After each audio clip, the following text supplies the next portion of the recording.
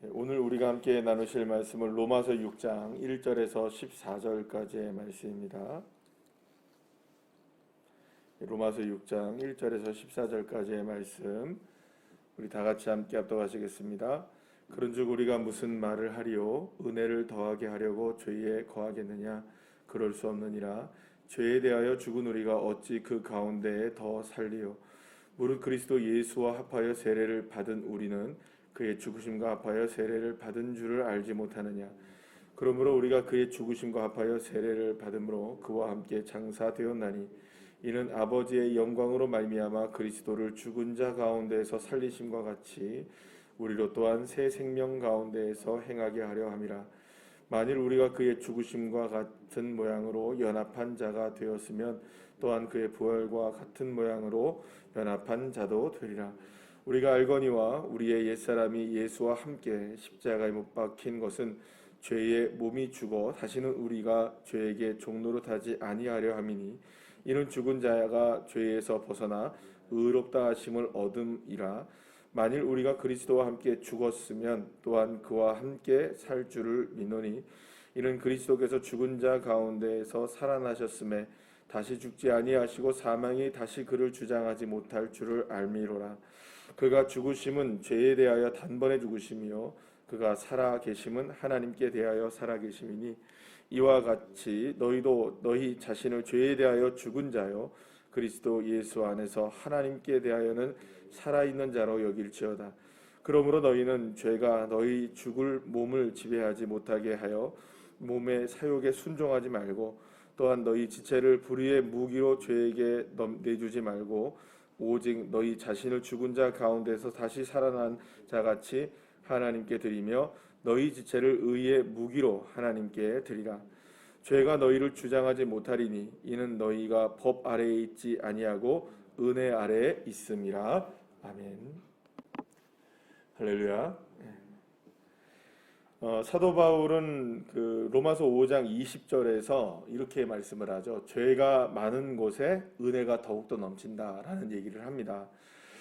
이렇게 사도 바울이 말한 이유는 예수 그리스도의 은혜, 그러니까 예수님께서 우리의 죄를 용서하신 은혜는 그만큼 우리의 죄가 사실은 인간의 힘과 능력으로서는 용서받을 수 없는 죄라는 것을 말씀해 주고 있는 것입니다. 그래서 우리가 하나님의 은혜를 안다라고 얘기했을 때는 어제 우리 함께 말씀을 나눈 것처럼 우리가 하나님의 은혜 이렇게 얘기하면 우리가 보통은 이것저것 뭐 우리에게 주어지는 것들, 우리가 또 혹은 기도하는 것들, 우리가 얻는 것들, 뭐 우리가 여러 가지 하나님의 은혜입니다라고 얘기하는 여러 가지가 있잖아요.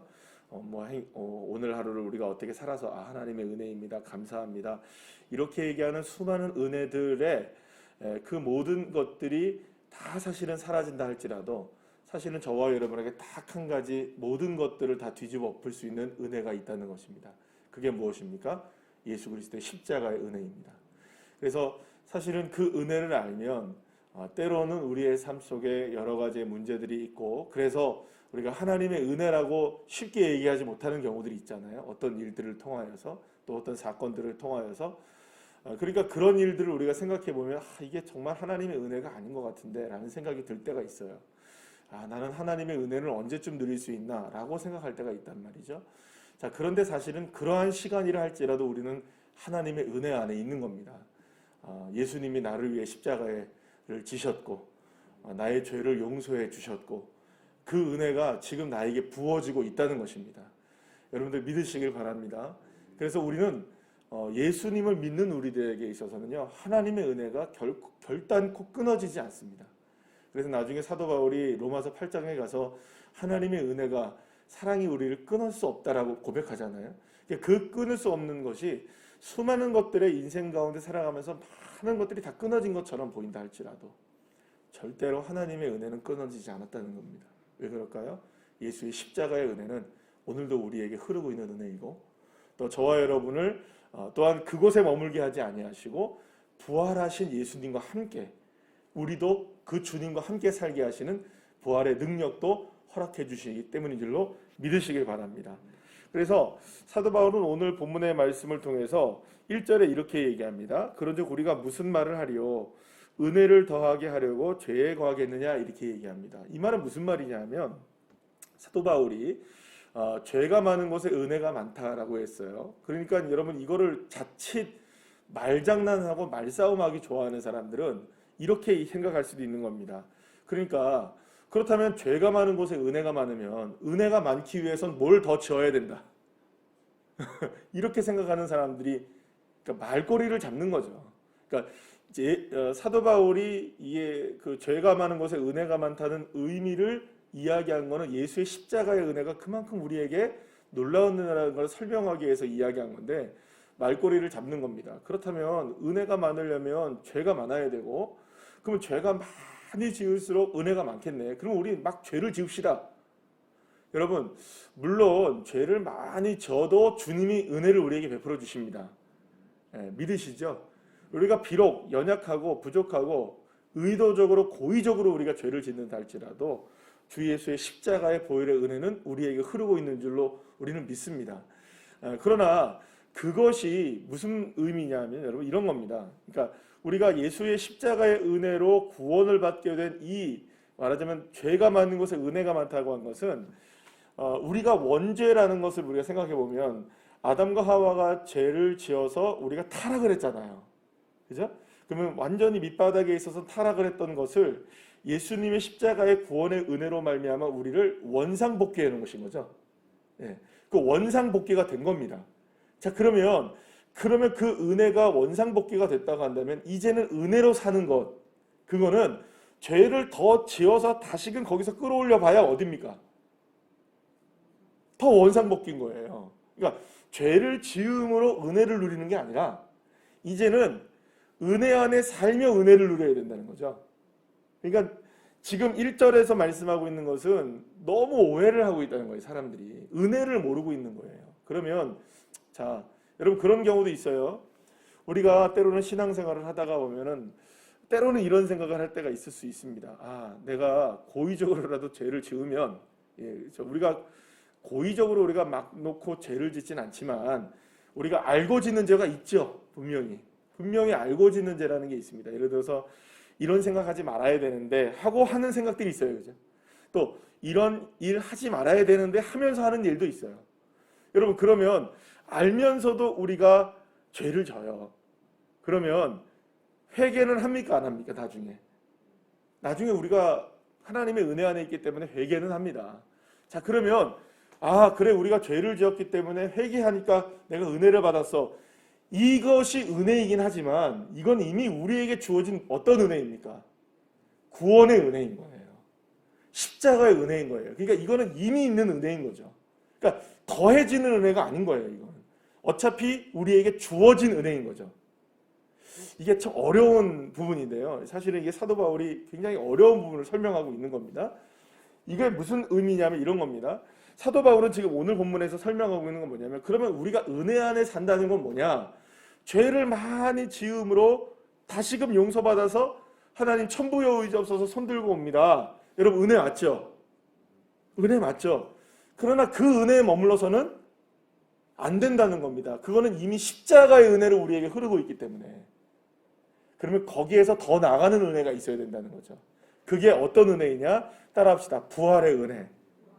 그래서 사도 바울의 신앙과 신앙의 그 중심은 십자가의 은혜이기도 하지만 거기에 머무는 은혜가 아니라 부활의 은혜로 나가야 된다는 겁니다. 그러니까 예수의 십자가의 은혜는 놀라운 은혜이고 우리에게 기본적인 은혜입니다. 변치 않으신 하나님의 은혜이죠. 그리고 그 은혜는 예수 이름을 부르는 자마다 주어지는 은혜입니다. 근데 그 은혜를 더하게 하는 건 뭐냐? 거기에서 머물러서 죄를 짓고 또 회개하고 죄를 짓고 회개하고 살면서 이렇게 살아가는 게 은혜가 아니고 진짜 은혜는 뭐냐? 예수님이 십자가에서 죽으신 이후에 이제는 죄에 얽매이지 않으시고 죽음에 얽매이지 아니하시고 그 죽음을 극복하시고 부활하신 그 부활의 주님의 능력으로 살아가는 게 우리에게 진짜 은혜다. 그러면 여러분 그래서 갈라디아서 2장 20절에서 우리는 누구에게 죽고 예수와 함께 죽고 이제는 누구와 함께 사는 겁니까? 부활하신 예수와 함께 살아가는 것이죠. 그래서 사실은 진짜 은혜는 은혜의 시작은 어디에 은혜 있습니까? 십자가의 은혜지만 그 은혜를 완성하는 것은 부활의 은혜인 겁니다. 그래서 우리의 신앙이 어디로 나가야 되느냐? 부활의 신앙으로 나가야 된다. 그래서 오늘 본문에서 여러분들 1절부터 14절까지의 말씀을 보면 계속적으로 반복해서 나오는 단어들이 있어요. 어떤 단어들이 있냐면 성경을 우리가 읽으실 때 그런 것들을 보시면 성경을 읽기가 재미가 있는 겁니다.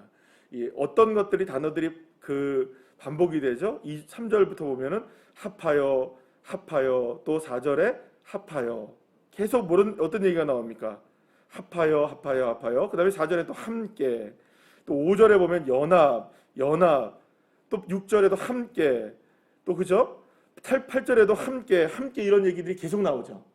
그러니까 이 짧은 1절부터 14절까지 해서 사도 바울이 설명하려고 했던 건 뭘까요? 그러면 함께라는 단어입니다. 그럼 무엇과 함께라는 겁니까? 부활하신 예수님과 함께 살아가는 것이 진짜 은혜를 더하게 하는 거다. 이걸 설명하고 싶었던 거예요. 그러니까 예수님의 십자가의 은혜는 우리를 다시금 일으켜 세우는 은혜입니다. 믿으십니까? 어제 말씀드린 것처럼 수많은 것들이 우리에게 은혜처럼 느껴지지 않는 상황이라 할지라도 사랑하는 여러분, 끊을 수 없는 주 예수의 십자가의 은혜가 저와 여러분에게 흐르고 있습니다. 그러니 그 은혜만을 붙잡으셔도 우리는 벌떡 일어날 수 있어요. 믿으십니까? 자, 그러나 거기서 머물러서는 안 되는 겁니다. 이제는 다시 사신 예수님과 함께 살아가는 겁니다. 이전에 우리는 어디에다가 묻어버리고 십자가에 예수님과 함께 묻고, 이제는 우리는 어디에서 함께 살아가는 겁니까? 연합하고 합하여 함께 부활하신 주님과 함께 살아가는 것이 우리에게 진짜 은혜의 삶이 된다는 것을 설명하고 있는 것이죠. 사랑하는 여러분, 그래서 우리가 은혜 가운데 산다, 내가 오늘도 살아가는 게 은혜야 라고 얘기한다면 두 가지를 의미하는 겁니다. 첫째는 예수님의 십자가의 은혜가 나에게 흐르고 있어 하는 은혜이고요. 두 번째는 어떤 은혜입니까? 그래서 나는 부활하신 주님과 오늘 내가 함께 동행하며 살아가고 있는 거야. 사랑하는 여러분, 이 중에 은혜라고 표현되어진 이 말 중에 어디에 우리의 형편과 사정에 관한 부분이 들어있나요? 하나도 들어있지 않습니다. 우리가 가진 것에 대한 문제가 여기에 들어있나요? 하나도 들어있지 않습니다. 우리의 어떤 문제점들에 대한 부분들이 들어있습니까? 하나도 들어있지 않습니다. 오직 들어있는 것은 예수 한 분이십니다. 그러니까 저와 여러분에게 은혜가 됐다, 하나님의 은혜로 산다, 이렇게 여러분들이 고백하신다면 적어도 이게 어떤 부분이 이루어졌기 때문에 이 부분이 여러분 다시 한번 말씀드리지만 이루어질 줄로 믿습니다. 그거를 거부하거나 여러분들의 삶 속에 어떤 문제와 기도의 제목이 안 이루어져도 된다는 말이 아닙니다. 주님은 더해 주시는 은혜를 주십니다. 먼저 그의 나라와 그의 의를 구하면 하나님이 이 모든 것을 너희에게 쓸 것들을 아시는 하나님이, 더하시는 하나님이시지 빼시는 하나님이 아니십니다. 그러나 중요한 건 뭐냐면, 그렇다면 정말 은혜는 무엇이냐? 더해지는 것이 은혜냐? 그게 아니라는 겁니다. 무엇인가가 더해졌기 때문에 나는 은혜 받았어, 이렇게 얘기하시는 분들이 계십니다. 그래서 난 감사할 수 있어, 나에게 이런 것들이 더해졌으니 감사할 수 있어. 여러분, 감사 맞죠? 은혜 맞죠? 그러나 때로는요, 똑같은 얘기를 반복시켜서 말씀드리지만 눈을 씻고 찾아봐도 그런 게 없을 수도 있어요. 답답합니다. 우리도 답답하고 나도 답답하고 보는 사람들도 답답할 수 있어요. 그렇지 않겠습니까, 여러분? 여러분 한번 생각해 보세요. 우리 예수 믿는다고 얘기하면서 우리 가족 식구들이 다 예수 믿는 건 아니잖아요. 우리 일가 친척들이 다 예수 믿는 건 아니잖아요.